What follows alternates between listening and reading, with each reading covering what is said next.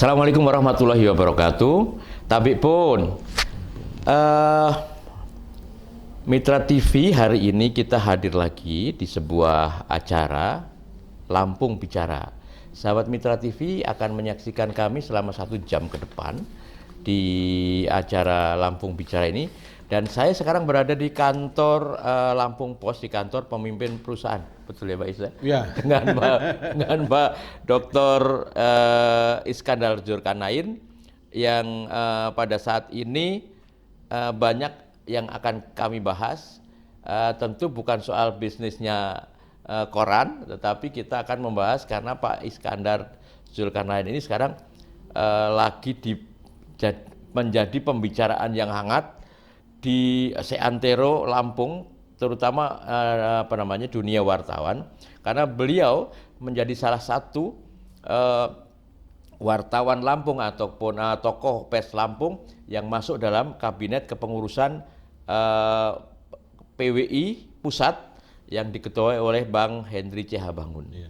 Ini jadi pembicaraan hangat di mana-mana, meskipun Pak Is tenang-tenang aja nih, nggak tahu kenapa. Tapi ini satu kelebihan, tentu ada satu penilaian lebih, tentu ada satu yang dianggap bahwa ini pantas begitu, karena wartawan di Lampung ini banyak sekali, yang sepuh juga banyak sekali, yang senior banyak sekali, yang berpendidikan tinggi banyak sekali.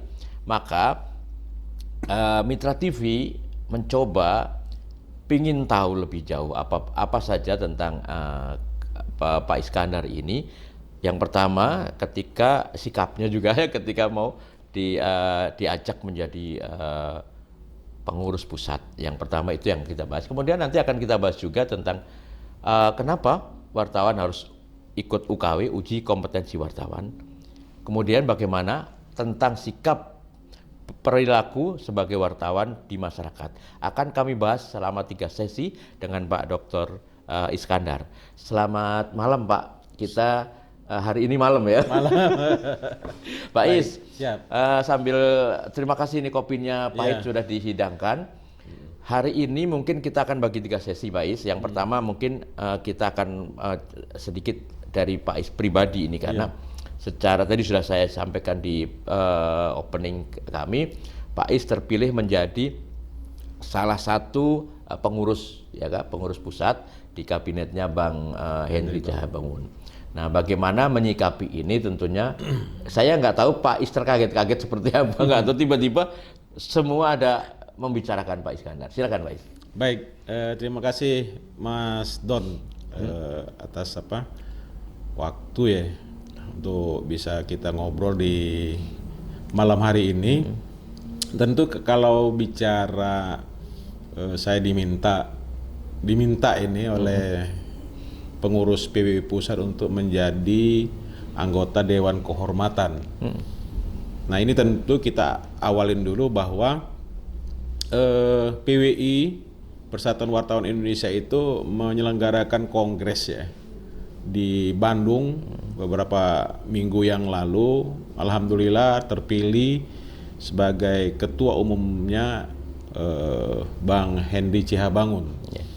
Dan ketua Dewan Kehormatannya itu Pak Sasangko Tejo. Nah, 2 orang inilah yang meramu pengurusan untuk 5 tahun ke depan.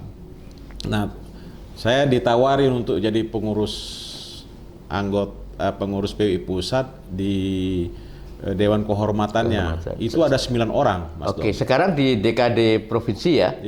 Sekarang saya Ketua Dewan Kehormatan Provinsi PWI Lampung. Nah, ini adalah apresiasi bagi PWI Pusat hasil kongres terhadap Lampung.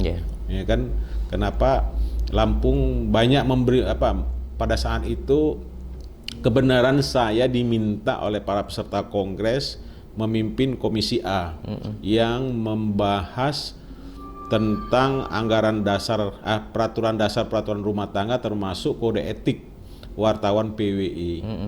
Begitu banyak sehingga itu menjadi topik yang hangat ya kan selama kongres itu. Nah, mungkin dari saya menaksir ini, ini adalah penilaian-penilaian dari teman-teman PWI Pusat terhadap bagaimana suksesnya pelaksanaan rapat di Komisi A itu, apalagi hasil rapat Komisi A itu dibahas di rapat pleno paripurna di Kongres. Mungkin inilah salah satu pertimbangan dari PWI Pusat supaya saya bisa menjadi anggota Dewan Kehormatan PWI Pusat. Ya. Tentu ini juga tidak ujuk-ujuk ya. Karena ada beberapa kasus wartawan di Lampung ini juga menasional. Ya. Beberapa tahun yang lalu, kira-kira mungkin setahun yang lalu lah, ada tokoh yang mengklaim dia sebagai wartawan, ditangkap oleh pihak polisi, Polda. Itulah mungkin catatan penting bagaimana saya sebagai ketua Dewan Kehormatan PWI Lampung sekaligus jadi ahli pers, Dewan Pers, memberikan pencerahan kepada pihak penegak hukum. Itu kan sehingga pihak penegak hukum bisa mengambil langkah, sikap langkah terhadap orang yang mengatasnamakan orang yang mengklaim dirinya wartawan atau jurnalis itu. Nah, saya ini Bang Don, kenapa ini kan apresiasi juga bagi saya diminta di sana. Jadi pengurus Dewan Kehormatan PWI Pusat itu ada 9 orang. 9 ya. Ya kan, ada ketuanya, ada sekretaris dan anggota. Anggotanya itu selain anggota yang memang berpengalaman menegakkan kemerdekaan pers, juga ada 3 ketua Dewan Kehormatan yang diminta untuk menjadi pengurus itu, salah satunya Lampung. Nah, saya lah yang terpilih jadi diminta dari Kalimantan Selatan dan Riau. Jadi 3 provinsi ini yang diminta oleh pengurus pusat untuk menjadi anggota Dewan Kehormatan untuk 5 tahun mendatang, yang hari ini digawangi Ketua Dewan Kehormatan PWI Pusat itu Pak Sasongko Tejo dan sekretarisnya Pak Nurholis gitu. Gitu. Jadi gambar track record itulah ya. Mudah-mudahan ini menjadi memagari saya juga, diri saya juga, teman-teman, bagaimana menegakkan kemerdekaan pers, bagaimana menjaga integritas profesi dan juga menjaga marwah organisasi dalam keseharian gitu, Mas Don. Iya, artinya Pak Iskandar memang sepak terjangnya sudah tidak diragukan lagi dengan bicara lantang, bicara keras, dibully orang itu udah kenyang banget ya, kenyang banget. Kita ikuti namanya di medsos itu seperti itu. Kita juga sempat melakukan satu penjaraan bahwa medsos itu bukan karya pers, bukan karya jurnalistik. Nah itu bebas-bebas saja monggo, karena sepanjang itu hanya bulian, besok-besok juga hilang kan. Nah kemudian menyikapi ini, tentunya ini kan kepercayaan yang sangat besar. Tidak semua orang punya kesempatan, tidak semua orang punya kemampuan untuk itu. Seperti apa Pak Is? Ke depan seperti apa nih? Iya, yang jelas kan saya sejak tamat kuliah, Mas Don, bahkan di mahasiswa kan saya senang nulis gitu loh. Sehingga tamat kuliah saya jadi wartawan sampai hari ini. Jadi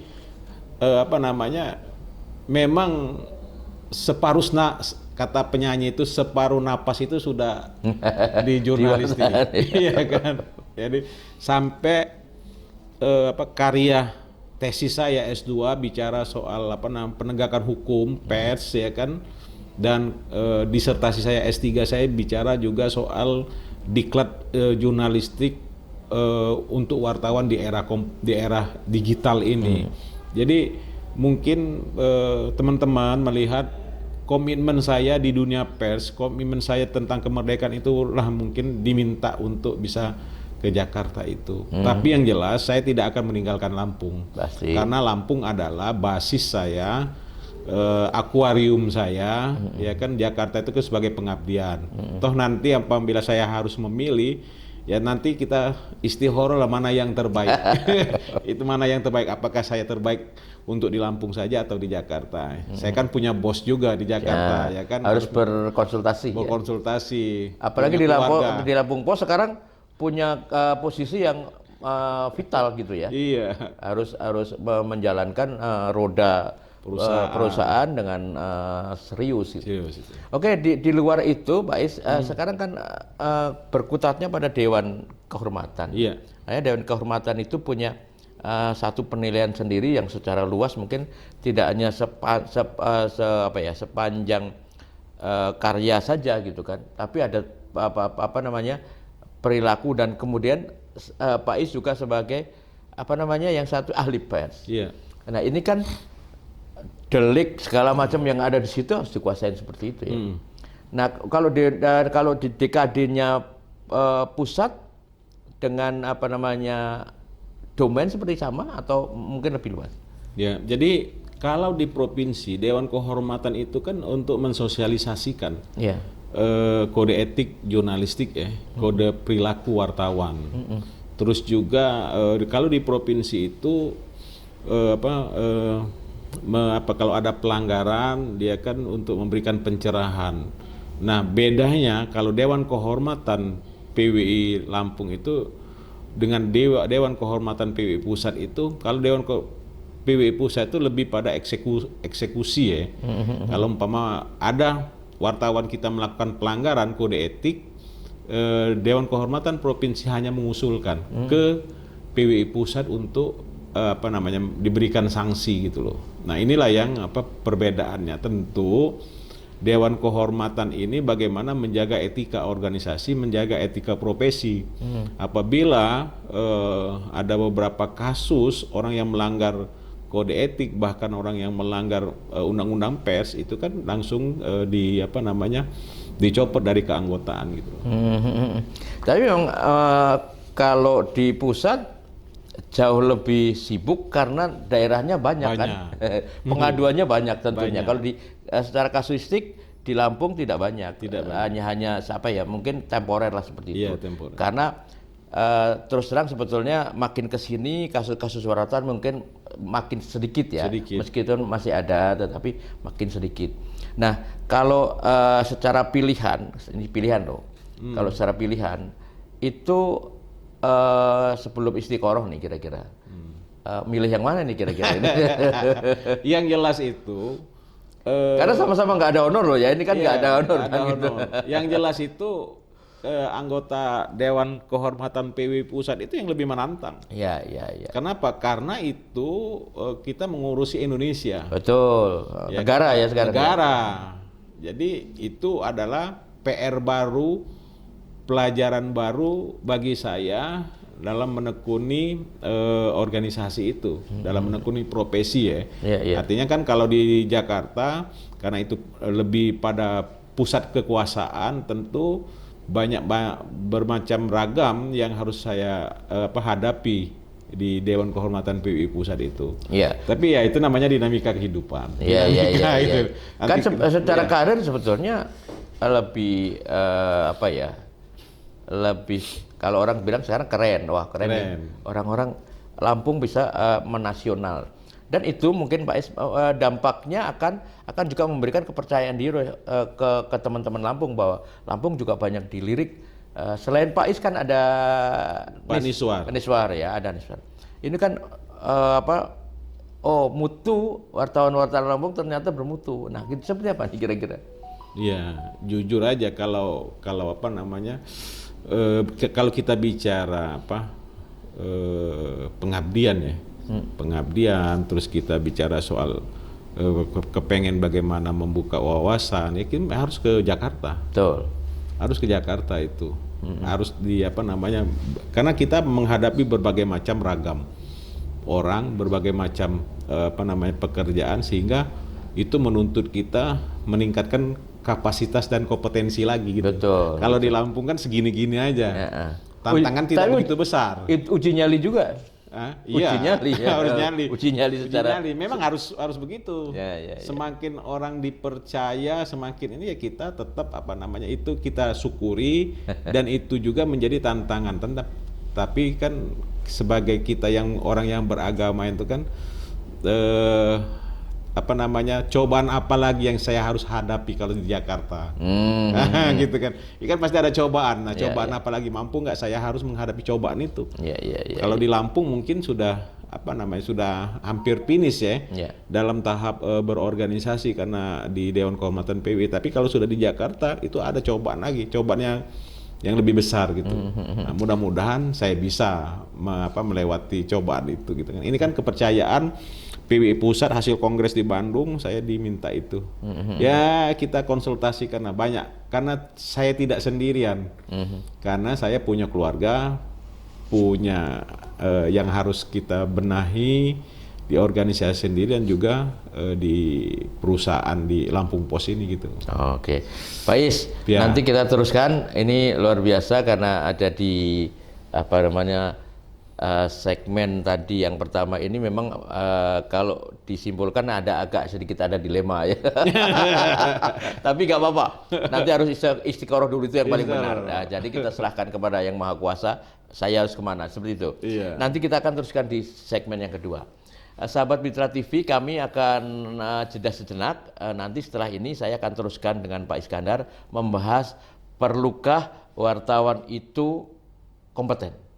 Maka harus ikut uji kompetensi wartawan. Kita bahas setelah yang satu ini.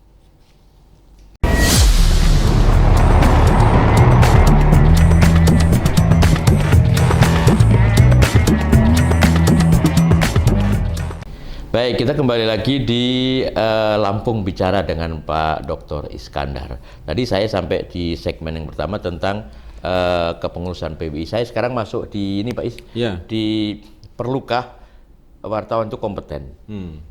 Lalu kenapa harus kompeten? Nah, itu silakan Pak Is, diuraikan Pak Is. Ya, kita ngopi dulu. Siap. Ini nggak pakai gula, sehat. Baik, Mas Don. Perlu nggak wartawan itu kompeten? Ya kan. Terus setelah dia kompeten seperti apa sih? Nah itu. Nah ini sebenarnya waktu Hari Pers Nasional ya di Palembang tahun bulan Februari 2010 saya mengikuti langsung itu. Bahkan itu kaitannya dengan juga Porwanas ya, Pekan Olahraga di Palembang. Nah, pada saat itu ada 18 pemilik media di Indonesia ini menandatangani ratifikasi perusahaan pers atau yang lebih keren disebut Piagam Palembang. 2010 itu ya? 2010 Februari. Itu antara lain ya yang yang ditandatangani itu bagaimana perusahaan pers itu yang memang lebih profesional, lebih bermartabat dan bermanusiawi gitu loh. Isinya itu antara lain. Kenapa? Itu berbicara soal upah, gaji seorang wartawan, juga kemampuan wartawan. Nah ini kan dari 18 toko pers seluruh Indonesia itulah yang pada saat itu bersepakat. Jadi hari ini kita sangat rasakan di ruang yang serba maya digital, banyak perusahaan-perusahaan pers ya yang beralih ke dunia digital. Ya kan, apalagi di media sosial. Nah tentu ini para tokoh-tokoh pers kita pada 2010 itu sudah memikirkan bagaimana di tengah-tengah era disrupsi, di tengah-tengah persaingan yang begitu hebat di era digital ini, itu sudah diatur.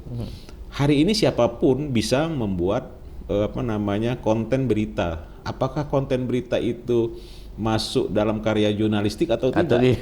Ya kan seorang TikToker, YouTuber, ya kan, dia bisa dikatakan seorang jurnalis atau tidak gitu loh. Nah tentu berkaitan dengan Piagam Palembang, membuat ratifikasi perusahaan pers itu dan diturunkan dalam peraturan Dewan Pers, dibentuklah standar perusahaan pers itu. dengan berbagai persyaratan yang hari ini memang menuntut supaya pemilik media itu memperhatikan memperhatikan keberlangsungan kehidupan karyawannya gitu. Apakah itu dia dimasukkan atau didaftarkan sebagai anggota BPJS Kesehatan dan BPJS Tenaga Kerja, ya kan? Terus yang kedua, upah minimum itu paling tidak upah minimum provinsi. Terus juga ada kantornya, ya kan? Jadi sekarang ini kan banyak perusahaan-perusahaan pers ini kan apakah sudah memenuhi standar standar upah minimum itu. Nah, inilah yang dibuat digagas oleh Dewan Pers, sehingga kalau sudah perusahaan pers itu memenuhi persyaratan itu baru dikeluarkan sertifikat perusahaan pers.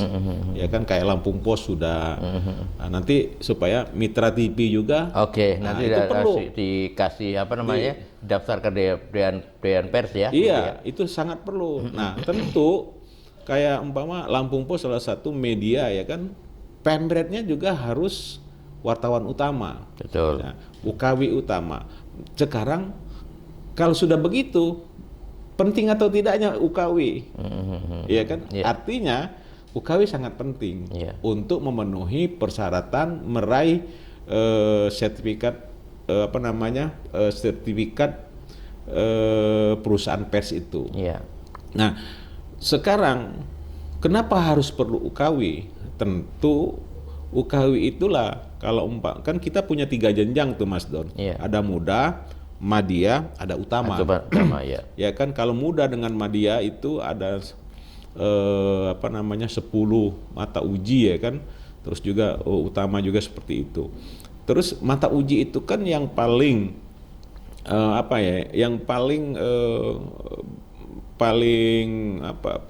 paling urgent itu bagaimana seorang calon wartawan atau jurnalis itu mengerti tentang undang-undang pers. Mengerti, paham dengan kode etik jurnalistik, juga paham bagaimana membuat berita pedoman pemberitaan ramah anak ya kan. Nah, kita ketahui kalau umpama ada seseorang yang membuat media sosial yang berbasis ke media sosial, dia terus begini-gini, terus apakah ini sudah sepatutnya mereka ini harus mengikuti itu? Ya kita harus kaji lagi gitu. Saya umpama wartawan-wartawan yang belum UKW, saya harus tekan dia harus UKW. Sangat penting, karena disitulah kita menjaga jangan sampai perusahaan pers itu, apakah itu dia koran, atau dia itu televisi atau radio atau media sosial, itu harus membedakan membuat berita yang profesional, yang cover both side, sehingga tidak hoax, tidak berita bohong. Iya kan? Nah, tentu kita tetap menjaga kemerdekaan pers, ya kan? Kemerdekaan pers saya maksudkan tidak ada intervensi dari pihak manapun untuk bagaimana seorang wartawan ruang newsroom itu tidak diintervensi oleh kekuasaan-kekuasaan untuk bagaimana kita memberitakan sesuatu untuk melakukan kontrol sosial di masyarakat gitu, di lembaga pemerintahan. Kalau ini perlu, tentu kan ini kandungan dari kompeten. Sekarang kata kompeten itu kan sendiri kan sebetulnya sudah jelas ya. Kompeten itu harus memenuhi syarat ini. Artinya di dalam kompeten itu ada komponen yang maksud saya ini wajib dimiliki oleh wartawan. Banyak sekali di situ. Ada, kalau mata ujinya mungkin ada 10 atau 11. 10. Tetapi di situ ada mengandung bahwa wartawan itu punya kemampuan lah katakanlah yang mumpuni. Artinya ya itu tadi kompeten, unsurnya yang ditekankan di sini apa saja Pak ya? Misalnya sikap, kemampuan menulis. Sekarang gini aja, kalau 5W1H itu kan sudah paling dasar nih. Anak-anak SMA saja sekarang sudah tahu. Tapi implementasinya di lapangan itu juga masih juga banyak yang tidak tahu. Nah, untuk itu yang namanya kompeten itu unsur yang terpentingnya apa sebetulnya? Ya. Kenapa memang harus kompeten kan gitu kan? jadi gini, saya menyandang predikat wartawan itu saya harus bisa menulis. Satu, ya kan? Ya kan? Paham dengan apa yang saya tulis, terus bisa melakukan mencari berita yang tidak melanggar kode etik gitu loh. Ya. Yang kedua, saya menulis, saya menyiarkan atau membuat berita itu berita yang memang press klar. Berita yang tidak menjadi delik pers nantinya. Ya kan, kalau ada peristiwa ini harus diapakan nih? Harus dikonfirmasi, ya kan, harus dilakukan cross check lagi sehingga berita itu tidak menjadi fitnah, tidak menjadi berita bohong, tidak menjadi berita yang membuat gaduh, adu domba gitu. Adu domba. Nah, tentu saya sebagai wartawan juga harus memegang hak-hak, ya kan. Ada artinya di situ ada hak saya harus menghormati hak jawab. Hak jawab. Oke, hak koreksi. Koreksi, ya. Nah, saya juga wartawan itu juga punya hak tolak. Ya. Ya kan. Nah, 3 hak inilah yang harus paham. Ketika sebuah perusahaan pers penerbitan melakukan menyiarkan berita atau memuat berita tidak ada konfirmasi, dia harus tegak lurus dengan Undang-Undang Pers nomor 40 tahun 1999 yang menghormati hak jawab itu. Nah inilah penting sebagai seorang wartawan. Dipahami ya. Ya, harus dipahami seorang wartawan memahami hak-hak itu masuk bagian dari uji kompetensi. Itu malahan ujian dalam ada kan 10 tuh mata uji, itu nomor 1. Nomor 1 ya? Iya kan? Itu wajib ya? Wajib. Nggak harus sunah-sunah tahu. lagi, wajib. Wajib. Ya kan, wajib ain artinya. Wajib nian. Ya, kalau orang Palembang mah itu. Iya, kalau orang Palembang seperti itu. Jadi maksud saya kalau dia tidak paham dengan itu ya dia tidak bukan wartawan yang kompeten tadi gitu. Terus yang kedua, yang selanjutnya mungkin Mas Don, tugas wartawan itu ya tadi hak tolak, ya kan? Ketika dia mendapat satu sumber berita begini-gini dan harus dipertanggungjawabkan di depan muka pengadilan atau di penegakan hukum di polisi atau di jaksa, dia berusaha untuk menjaga narasumbernya. Karena itu bersifat hukum dan itu kan dia bisa menolak dalam arti dia melindungi, dia memang ini ada, benar, faktanya ada, sumbernya ada, tapi kita menolak apa yang harus kita tolak, ya kan, untuk itu hak prerogatif juga ya, nggak bisa ditawar-tawar lagi. Nah ini kan harus paham, ya kan. Nah memang pekerjaan wartawan ini kan, profesi wartawan ini kan sangat enak. Sangat enak, orang takut, menakut-nakuti orang. Gampang. Iya kan, cari duitnya gampang. Nah, cari duitnya tanda kutip. Memeras. Ya kan? Kalau dia memeras, tentu saya sebagai ahli pers memberikan wacana, memberikan pemahaman kepada penegakan hukum. Tidak ada profesi wartawan itu melakukan pemerasan, Mas Don. Ya. Profesi wartawan itu, tugas wartawan itu mencari, membuat, menulis, dan menyiarkan karya jurnalistiknya. Tidak ada dia mencari uang di situ. Karena agak beda. Maka itu ketika seorang wartawan, ya kan, dengan pemahaman dia kalau sudah kompeten tadi, dia tidak akan melanggar kode etik tadi. Ya kan. Nah, disinilah bedanya wartawan yang sudah kompeten dengan yang belum kompeten. Nah, apakah perlu? Apakah wajib? Ya tentu kalau saya sebagai pemilik perusahaan pers, wartawan saya harus uji kompetensi. Kemampuan itu, sehingga siapa lagi yang akan mempercayai mempercayai profesi ini ya. Profesi dan juga mempercayai perusahaan pers itu kalau umpama karyawannya sendiri tidak menjaga itu. Iya. Nah, kalau umpama ada wartawan melakukan pemerasan, tentu itu pihak penegakan hukum bersandar kepada KUHP. Iya. Ya kan? Jadi wartawan nggak kebal hukum. Ya tidak kebal hukum, kalau dia salah dia Iya. KUHP. Tapi kalau itu dalam proses pengaduan, perselisihan karya jurnalistiknya itu masuk dalam ranah Undang-Undang Pers nomor 40 tahun 99 itu nanti diselesaikan di Dewan Pers itu. Ya. Penting, sangat penting. Tadi ada ini Pak Is. Tadi ada yang terakhir adalah ada pemerasan dan lain-lain. Ini kita dalemin lagi di segmen yang ketiga ya. Iya. makin gregetan gitu ya. Oke, sahabat Mitra TV, saya makin makin gregetan pengen tahu. Kemudian kita juga pengen menjelaskan juga Pak Is, bagaimana mana ada delik pers, mana yang delik hukum, mana yang delik itu yang nanti itu ada di perilaku wartawan di masyarakat. Dan ini yang bisa saja menimbulkan pemerasan, artinya kekerasan dari wartawan, betul ya. Ada yang kekerasan dari klien atau dari masyarakat ke wartawan. Ini ada dua pihak yang bisa saja melakukan kekerasan masing-masing. Ya, dan ini sering terjadi.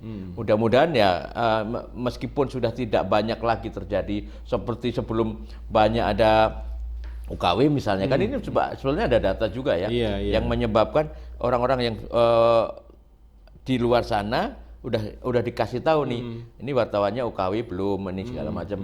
Ini kan juga untuk pemeringkatan sebetulnya di masyarakat seperti itu. Baik, kita akan jeda dulu. Nanti setelah ini kita akan bicara lebih banyak di bagaimana dan harus seperti apa perilaku wartawan di masyarakat. Jangan kemana-mana, tetap di Mitra TV. Saya akan kembali lagi dengan Pak Iskandar setelah yang satu ini.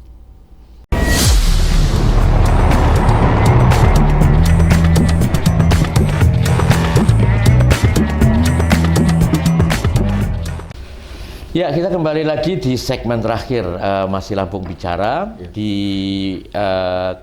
segmen kali ini kita akan membagi pengetahuan tentang bagaimana perilaku wartawan yang ideal, tentu yang menurut dengan beberapa undang-undang pokok pers dan juga kode etik jurnalistik. Saya sekarang juga sudah bersama ahli pers, sekarang saya ngomongnya.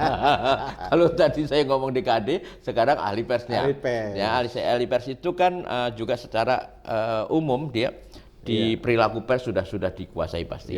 Nah, Pak Is, ini satu yang contoh nih pertama kali.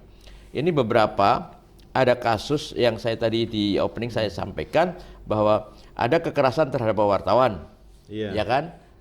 Kalau sudah ada kekerasan dalam kepada wartawan, pasti wartawannya pada demo nih menuntut seperti ini. Sebaliknya, kalau ada wartawan dalam tanda kutip, saya nggak tahu apakah ini wartawan benar apa bukan, melakukan pemerasan, melakukan kekerasan juga terhadap narasumber atau masyarakat, ini malah nggak ada demo sebetulnya kan, tapi penegak hukum harus cepat tanggap seperti ini. Ada beberapa delik yang tadi sudah sempat kita bicarakan di akhir segmen kedua. Boleh dijelaskan ini apa sih?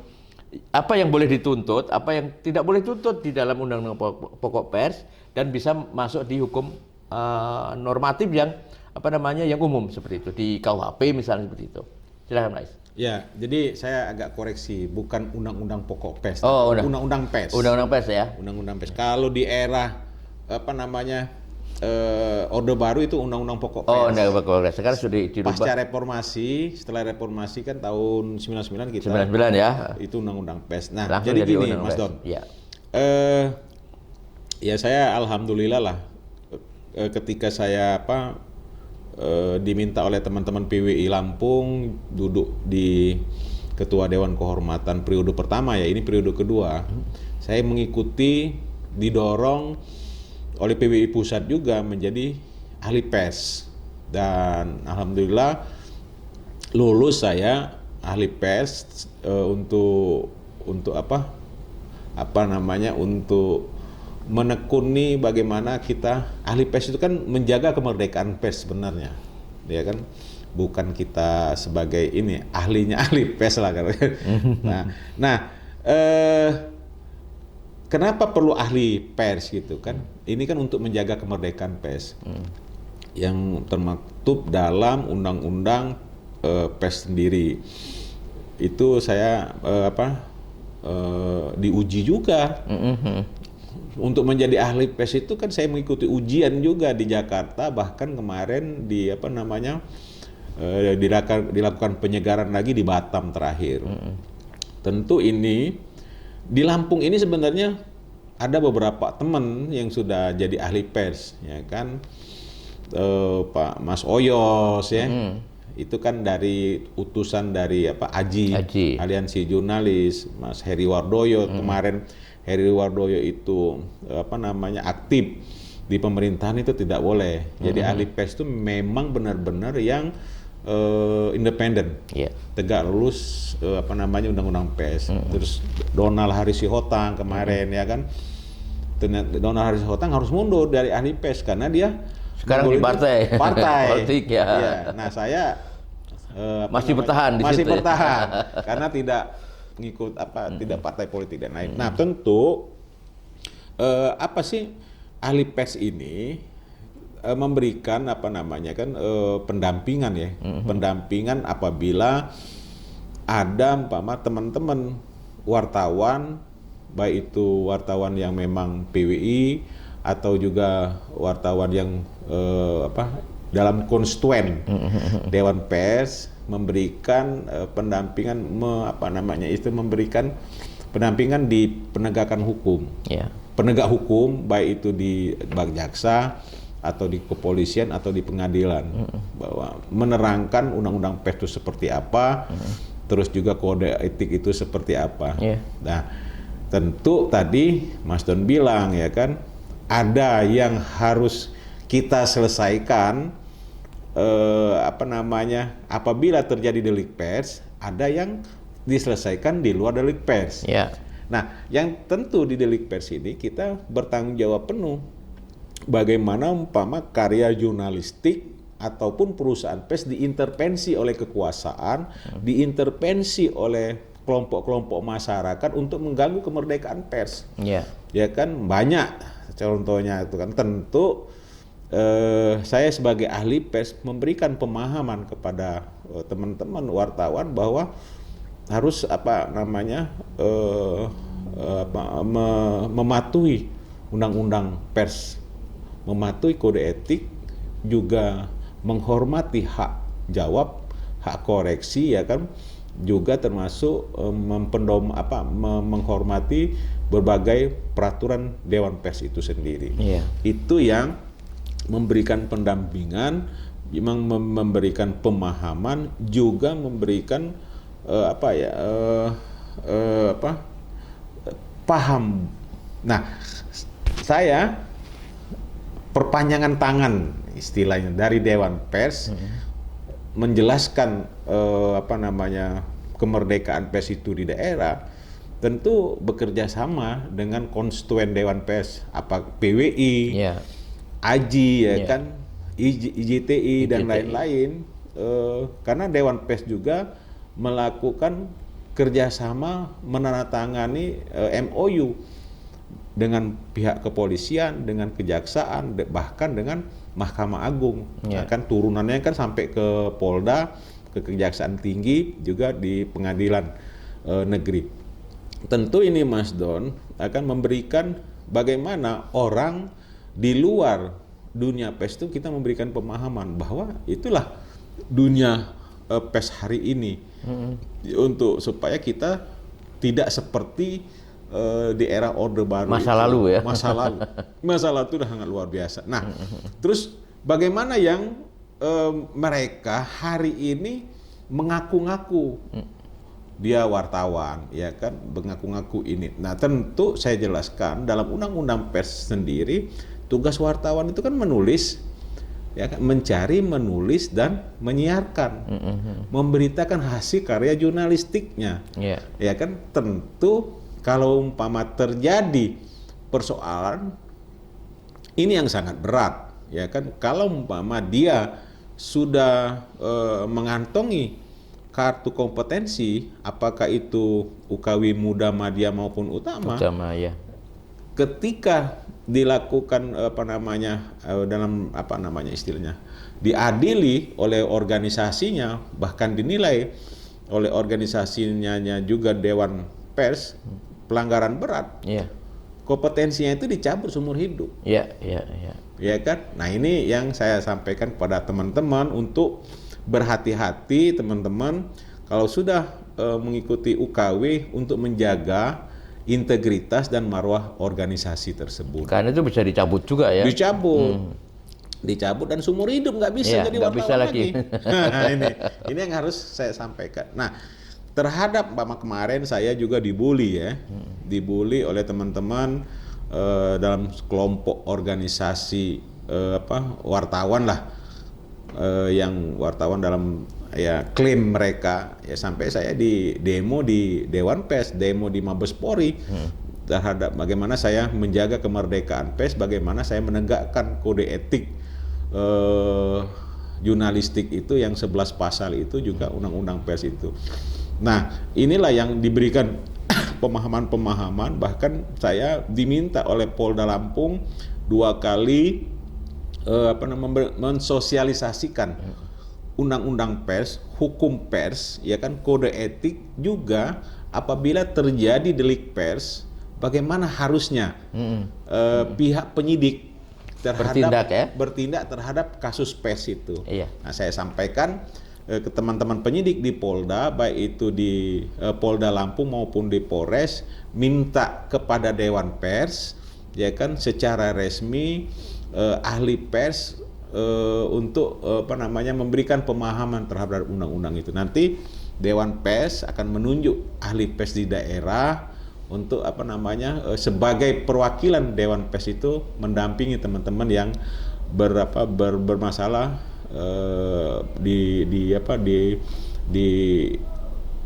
terhadap karya jurnalistiknya gitu loh, Mas Doni. Jadi cukup panjang ya ininya ya. Luar biasa. Panjang. Nah, sekarang kalau delik pers tadi ini sekarang mengenai hak jawab, ini juga belum banyak dipahamin, Pak. Ketika kita merasa didiskreditkan, dan itu mungkin ada kesalahan karena tidak ada konfirmasi, atau ketika dikonfirmasi HP-nya nggak nyambung. Ketika berapa kali mau buat konfirmasi nggak mau jawab. Nah, seperti ini apa sikap wartawan seharusnya yang harus ditulis ketika konfirmasinya sulit? Kalau ini nggak segera dimuat, ini kasus basi misalnya seperti itu. Ini kan berpacu dengan waktu juga mengenai aktualitas penulisan itu, Pak Is. Jadi kan gini, maka itu sangat penting wartawan itu yang sudah UKW itu, Mas Don. Ya kan, dia sangat paham, ya kan, kalau dia sudah menyandang sebagai seorang wartawan, profesi sebagai seorang jurnalis, sangat paham kalau dia menghadapi situasi seperti itu, yang harus dia lakukan adalah meng-cross check, memberikan ruang kepada orang yang diberitakan. Ya kan. Nah, kalau dia tidak dapat, ya kan, kalau dia tidak dapat konfirmasinya, sementara ini harus naik, ya kan. Nah, itu tadi, kalau umpama beritanya ada, faktanya ada, ya silahkan dinaikkan, ya kan. Dia tahu nih faktanya ada, dia tahu, tapi sumbernya tidak ada, ya apa dia naikkan. Tapi nanti harus kesempatan yang pertama dia harus melakukan siapa sumbernya. Nah, sumber yang berkompeten, ya kan, bukan yang opini tidak saja opini, ya kan. Ini kan iya. banyak nih, betul, ya kan. Nah, kalau umpama dia mediumnya online, dia harus di-linkkan ke berita sebelumnya. Ya, karena ini awalnya ya. Nah, kan terjadinya ini, maka di situ tuh diberitain. Nah, ini hak jawabnya langsung di-linkkan di beritanya. Kalau di radio atau televisi, ya running text-nya. Sehingga dalam waktu yang singkat, hak jawab itu kan bisa dilakukan. Kalau dulu kan repot, harus menunggu koran terbit besok. Dan harus minta di halaman yang sama. Minta halaman sama. Yang besar yang sama. Yang sama. Nah, inilah yang hari ini begitu pentingnya wartawan itu yang punya kompeten itu. Ya kan? Kenapa? Semakin hari ini yang saya sampaikan tadi, semakin hari semakin kompetisi profesi ini kan luar biasa. Kadang-kadang wartawan menganggap dirinya wartawan, tapi dikalahkan oleh YouTuber. Banyak, ya kan? Banyak, ya kan? Terus dia mengaku wartawan, tapi dia dikalahkan oleh seorang TikToker. Nah, maka itu hari ini penting wartawan itu harus multitasking. Ya kan? Nah, Mas Don bisa buat berita, bisa melakukan live report siaran langsung, terus juga bisa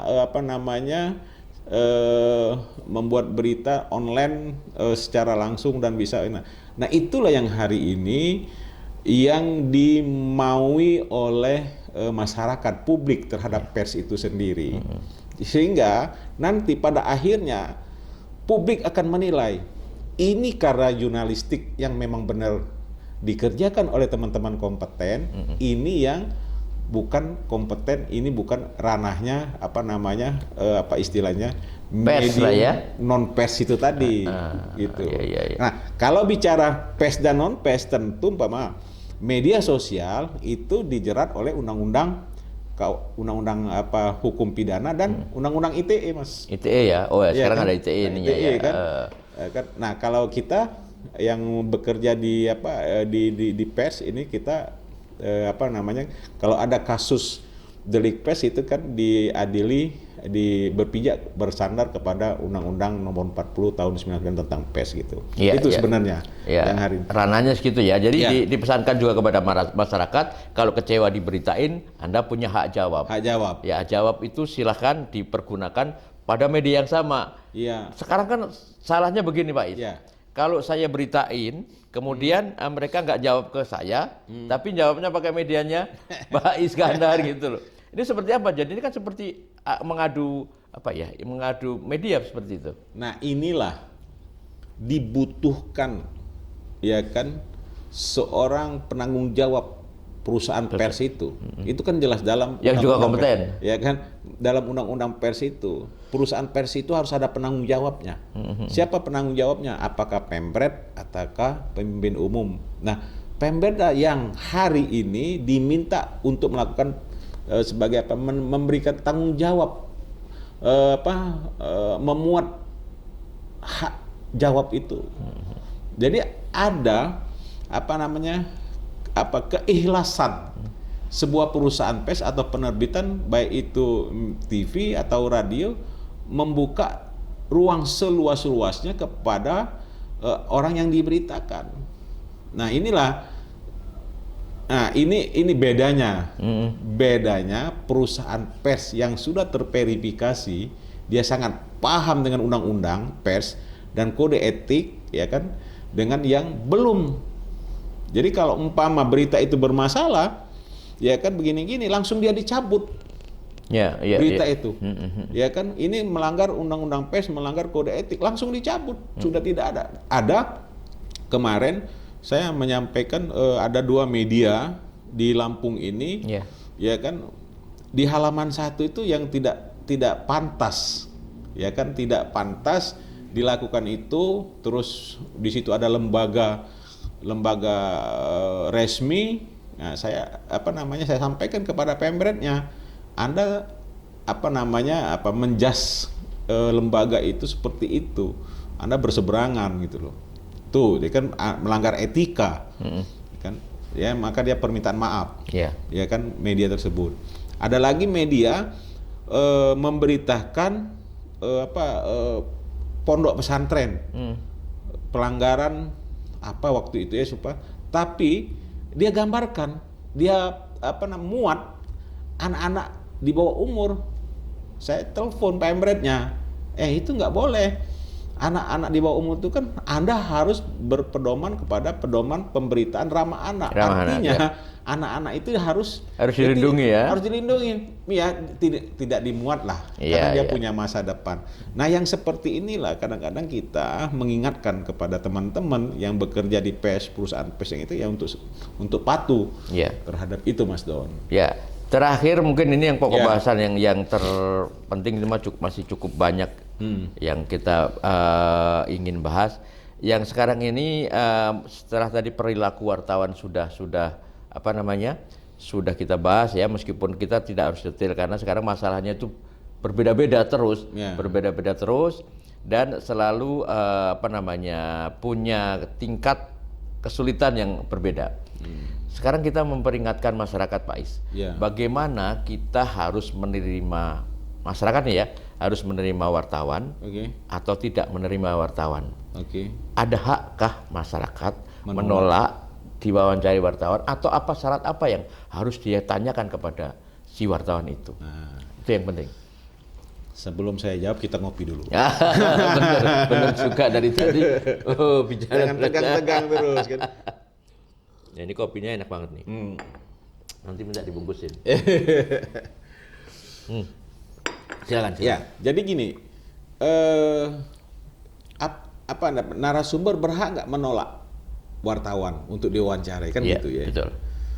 Itu kan sebenarnya sudah ada wacana beberapa tahun yang lalu apabila sebuah lembaga atau kelompok masyarakat yang ingin diwawancarai wartawan, yang diwawancarai, dia punya hak untuk menanyakan, Anda sudah kompeten belum? Ya kan? Kalau Anda belum berkompeten, ya saya nggak mau diwawancarai. Ya, kenapa? Itu ada alasannya. Kalau umpama dia sudah kompeten, artinya dia sudah tahu dan paham dengan undang-undang pers, paham dengan kode etik, paham dengan peraturan pers lainnya gitu loh. Nah, apabila dia belum UKW, belum kompetensi, artinya kan ya ada yang belum dipahami. Ada belum pahami, ya kan? Nah, bicara soal belum yang dipahami, kalau bedanya gitu, Mas. Kode etik itu kan mengatur, ya kan? 11 pasal itu mengatur etika, ya kan? Nah, wajib umpama dia menolak wartawan. Nah, bagaimana yang bukan dengan wartawan? Ya, saya kira sudah sangat jelas umpama selain kita umpama wartawan atau jurnalis itu dibekali oleh kartu ya, tanda pengenal dari perusahaan dia, dari organisasi dia, juga dari Dewan Pers. Ya, jadi ada tiga kartu itu. Nah, inilah yang menjadi jadi persoalan ya. Kadang-kadang orang takut hari ini, ya kan? Tapi yang jelas saya bersama-sama teman-teman PWI ya kan mensosialisasikan hari ini dari sisi bagaimana kita menghadapi wartawan yang sudah kompeten dengan wartawan yang belum kompeten. Terus ada juga kemarin saya mengisi workshop di Lampung Utara, ya kan? Kemarin beberapa minggu setelah itu saya ngisi workshop juga di Tulang Bawang Barat. Ini minggu depan saya mengisi workshop soal jurnalistik ini di Tanggamus. Yang saya hadapi memang banyak keluhan terhadap wartawan. Wartawan yang seperti apa saya bilang, ya kan? Kalau wartawannya sudah kompeten, tidak mungkin dia akan mengganggu dalam tanda kutip yang macam-macam gitu loh. Nah, saya bilang ke para guru, kepala sekolah ketika ada workshop itu, apabila ada orang yang mengaku wartawan, pulangnya dia minta sesajen gitu ya, itu nggak ada. Nggak ada rumusnya. Nggak ada rumusnya. Apa dia begini-begini ya, Anda punya hak untuk melaporkan dia ke polisian. Bahkan teman-teman PWI, baik itu di Mesuji maupun di Tulang Bawang Barat, Lampung Utara dan nanti menyusul yang lain-lain, melakukan penandatanganan memorandum of understanding ya, kesepakatan bagaimana penegakan kemerdekaan pers.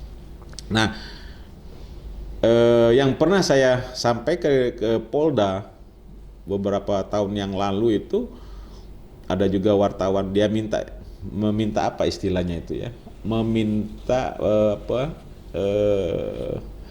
pemahaman bagaimana penegakan kemerdekaan pers itu. Saya sampaikan aja undang-undang pers itu. Nah, memang saya tegas, jelas ya kan, apabila ada umpama orang yang merasa dirugikan terhadap pemberitanya, sampaikan hak jawab. Bisa hari ini orang yang merasa dirugikan mengatasnamakan perusahaan pers atau dan lain bisa mengadukan ke Dewan Pers. Itu kan lewat online ada gitu segala macam. Dan sangat transparan hari ini, Bang Don. Mas Don, inilah yang apa saya menghadapi 5 tahun terakhir ini pasca Covid ya, banyak apalagi hari ini orang bisa membuat media ya kan dalam waktu singkat dengan biaya murah. Buat web malah kadang-kadang nggak berbiaya ya. Nggak berbiaya. Nah, umpama pembretnya dia si A, pemimpin perusahaan istrinya. Ya kan, terus anak-anaknya jadi redpel, jadi wartawan. Nah, dia paham nggak dengan undang-undang pers itu? Dia paham nggak dengan kode etik itu kan? Kadang-kadang minta jatah begini kan, tentu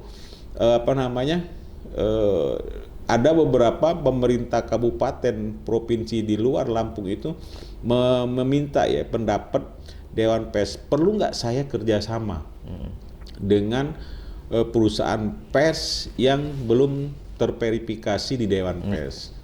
Nah, tentu ini kan hak mereka masing-masing, ya kan, para pejabat Kominfo itu. Tapi yang jelas paling tidak perusahaan pers yang memberikan istilahnya itu, memberikan hal-hal yang memang yang terbaik lah untuk daerah itu gitu loh kan. Tidak membuat gaduh, minimal memberikan menginspirasi supaya daerah itu dengan bergandengan penerbitan baik itu TV, online dan koran ya kan, bisa sama-sama membuat lebih menyejukkan lah ya kan. Tetap kita melakukan kontrol sosial terhadap jalannya pemerintahan, tapi kita juga memberikan menginspirasi bagaimana tugas pers itu kan mencerdaskan anak-anak bangsa, mencerdaskan publik, mengedukasi publik untuk lebih baik, ya kan, betul. Tidak adu domba, tidak membuat gaduh, apalagi mempertentangkan suku, agama, ras ya. Nah, kan kita di Lampung ini kalau sudah bicara ras, sara udah parah ya. Apalagi urusan agama udah nggak ada lagi kita kan. Ya kan, kita menjaga keutuhan NKRI itu, Mas Don. Iya. Tugas kita itu. Ya, Pak Iskandar, waktunya juga yang harus memisahkan kita ini, karena di 3 segmen ini sudah luar biasa soal wartawan yang ini jarang sekali diungkap di media kita. Dan mudah-mudahan ini jadi pencerahan kita bahwa ada haknya masyarakat menghadapi wartawan yang seperti apa secara profesional dan segala macam. Tadi udah diungkapkan semua. Mudah-mudahan kita bisa mengambil saripatinya di sini. Pak Is, saya dan kawan-kawan berterima kasih sekali sudah di-copy, sudah dikasih banyak waktu untuk Lampung Bicara ini. Lain waktu mungkin kita akan juga bahas yang lain tentang pokok pers ya, hukum-hukum yang lain. Mudah-mudahan pilihan antara ke Jakarta atau di Lampung bisa segera dicapai. Tapi sebelum ditutup, saya mau kasih buku hasil disertasi saya, Mas. Oh, boleh sekali, ya, boleh sekali. Nanti kita ini kurikulum pendidikan pelatihan jurnalistik komprehensi media berbasis karakter. Oke. Ini sangat penting. Ini karyanya Pak Is. Iya, kan Pak Is kan. Ya kan, karyanya saya. Ini adalah bagian dari pemikiran, pokok-pokok pikiran bagaimana ke depan kita menghadapi persaingan yang begitu hebat di era digital. Dan kita harus menyiapkan jurnalis yang multitasking. Nah, ini pendidikan dan pelatihan jurnalistik. Dan ini sangat bermanfaat nanti buat kita di media kita. Makasih Pak Is. Baik, Terima kasih. makasih. Ya, demikian tadi sudah 1 jam kita dengan Pak Iskandar Zulkarnain, sudah kita gali semua yang pengetahuan tentang apa namanya kewartawanan, pers dan lain-lain, termasuk 1 buku ini hadiah buat kami di dunia pers, dan ini akan saya baca dan tularkan juga teman-teman yang ada di Mitra TV. Mudah-mudahan bisa juga menjadi 1 ilmu yang baru ya Pak Is. Ya. Kita akan ketemu lagi di Lampung Bicara dengan bidang lainnya lagi. Nanti di satu saat kita akan juga tampil dengan beberapa pokok bahasan pendidikan, hukum, dan lain-lain di Lampung Bicara yang bisa menginspirasi masyarakat Lampung secara cerdas. Saya Don Peci pamit. Wassalamualaikum warahmatullahi wabarakatuh. Waalaikumsalam.